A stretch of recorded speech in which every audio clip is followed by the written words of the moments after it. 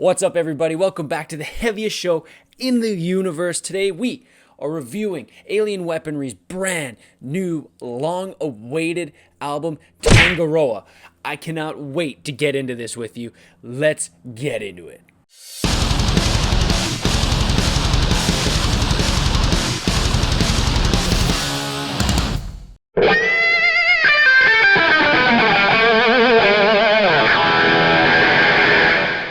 So a quick overview on Alien Weaponry. They are a groove metal band. They got a little bit of thrash in them. They're from New Zealand and they love to incorporate the native New Zealand language from the indigenous people, the Maori people, and all three members have Maori descent in them. And the way they incorporate this into their music is really interesting. Their first album, 2, was released in 2018 and there were so many bangers on that album, like front to back. It was just full of fantastic bangers that were pumping us through 2018. The whole way awaiting their next album. These guys are also super young. I believe when 2 first came out, they were about like 17 or 18 years old. So now they must be only like 20 or 21.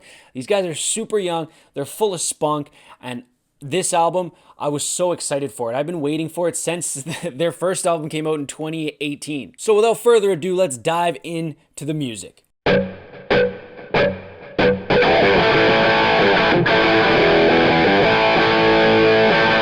The second this album starts off, you see how incredibly unique this band is. They start off with this Maori chant in the beginning, and it really reminds me of like getting ready to watch like a New Zealand All Blacks rugby game, and I'm getting pumped for what's about to come on this album.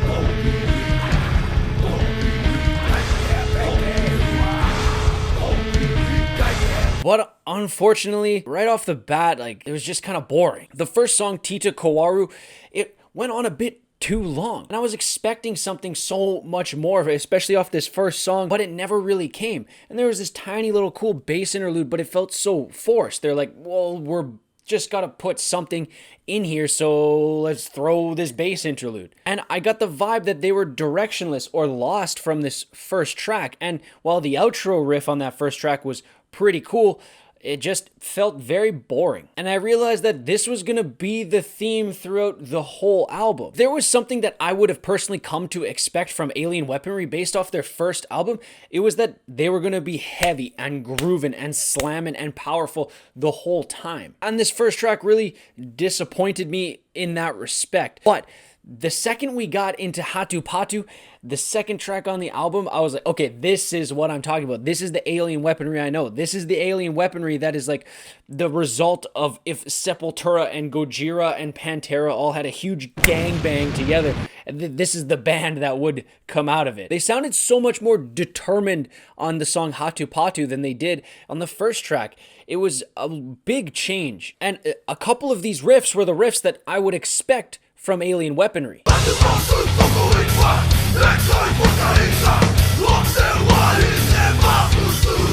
The Maori language really adds to the powerfulness of this music because the Maori language sounds like a very powerful language.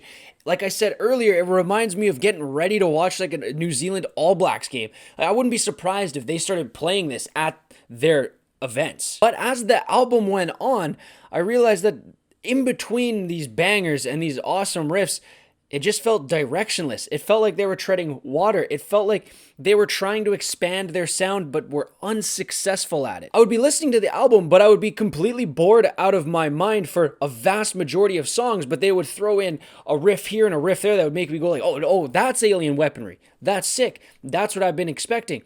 But a lot of it was just a lot of filler in between. And then they would hit us with a fire track like Blinded or Hatu Patu or Buried Underground. These were the fire tracks that I was expecting from Alien Weaponry. But as the album went along, it became apparent to me that these guys are trying to expand their music. They don't want to be relying on the crutch of the success and the awesomeness of their first album. They don't want to follow that blueprint because eventually that's going to run out. And so while they want to incorporate everything that made their first album awesome, they're also trying to add new things. They're trying to be a bit more melodic, a bit more soft, a bit more vocal. But in trying to do that, they've created some quite frankly boring music. It goes on and on sometimes, and I'm like, I wish this song was like a minute and a half less. If this song was a minute and a half less, it would have been way better. And also, I feel like they need to incorporate more guitar solos in between these banging riffs. So on these, like, there are 3 completely fantastic bangers on this album, and none of them have a guitar solo in it. And I feel if they added a solo, that it would be a much better musical composition as a whole. And the one song that they did add a solo on wasn't very good. The solo was good, but the song around it was kind of droning on and directionless and boring and treading water. Like, none of these are bad songs. Like, this isn't a bad album, but it's just there. The blueprint for every song on this album, besides the 3 bangers that I mentioned, is incredibly awesome intro riff, and then treading water through the whole song, and then a powerful outro.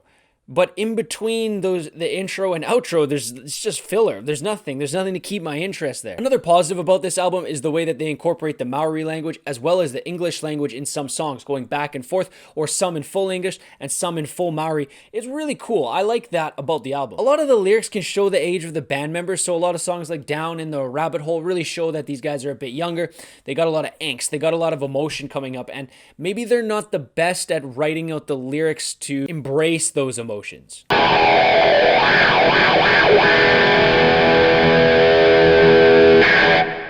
Now, to close this out, I want to say that when I listen to this, while there are those negatives that I mentioned, overall, I feel like this band is on the cusp of something really good.